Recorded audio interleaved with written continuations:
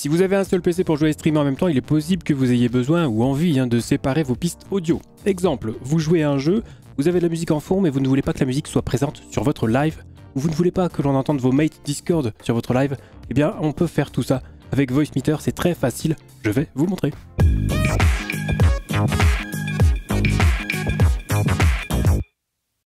Salut YouTube, c'est Tom. Si c'est votre première fois ici, sachez avant toute chose que vous trouverez sur cette chaîne des tutoriels complets, des conseils, voire des tests de matériel, tout ça en rapport avec le streaming, donc n'hésitez pas à jeter un œil aux autres vidéos de la chaîne. Ah, et un petit pouce bleu au passage, ça fait plaisir. Donc Voicemeeter, c'est quoi? C'est une table de mixage virtuelle que vous allez pouvoir utiliser pour router vos différentes sources audio.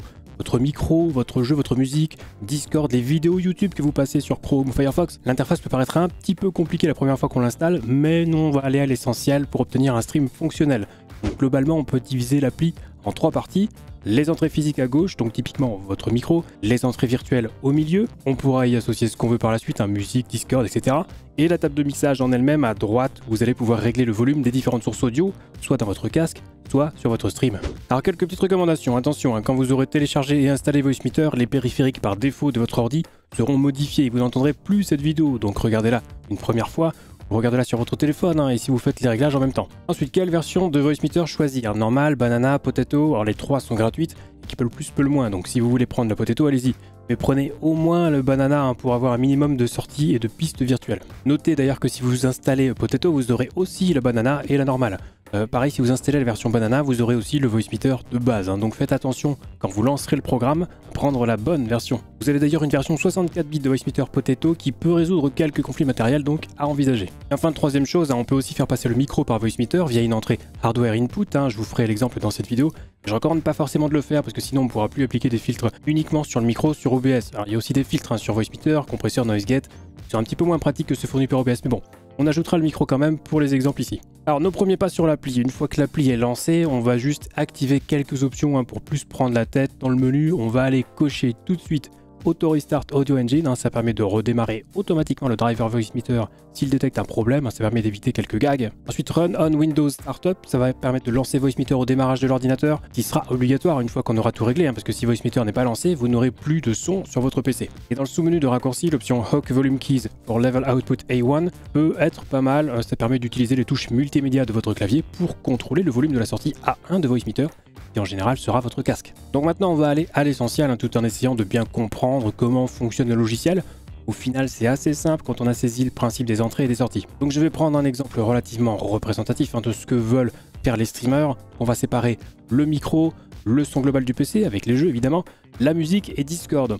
Pour ça moi je vais utiliser Voicemeter Potato tout simplement parce qu'il permet d'utiliser 3 entrées et sorties virtuelles au lieu de seulement 2 pour Voicemeter Banana. Et du coup, j'aurais pas besoin d'installer un câble virtuel supplémentaire. Et donc dans l'ordre, on va définir les entrées sur Voicemeter, micro, jeu, musique, etc.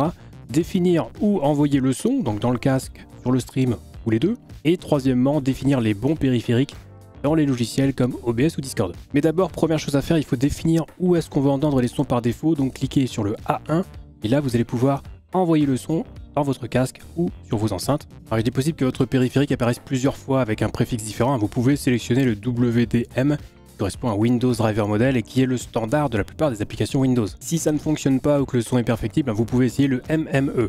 Donc je choisis mon casque WDM pour entendre le son. Si vous voulez ajouter un deuxième casque ou des enceintes, il faudra le définir pour A2.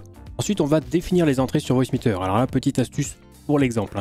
Je vais faire un clic droit sur le nom des entrées que je vais utiliser. Donc l'entrée virtuelle Voicemeter VAIO, ce sera les sons de mon PC et de mes jeux. L'entrée Voicemeter aux, ce sera pour la musique. Et l'entrée VAIO 3, ce sera pour Discord. Si vous voulez faire passer votre micro par Voicemeter, vous pouvez renommer l'entrée Hardware Input 1 et sélectionner en dessous votre micro avec toujours une petite préférence pour le driver WDM. Ensuite, on va s'assurer que Windows passe bien par Voicemeter. Pour ça, vous pouvez faire un clic droit sur l'icône de haut-parleur dans la barre des tâches et cliquer sur ouvrir les paramètres de son. Et dans la fenêtre qui s'ouvre, à droite, on va cliquer sur panneau de configuration son, nouvelle petite fenêtre. Dans l'onglet lecture, vous cherchez Voicemeter Input et cliquez sur le bouton par défaut.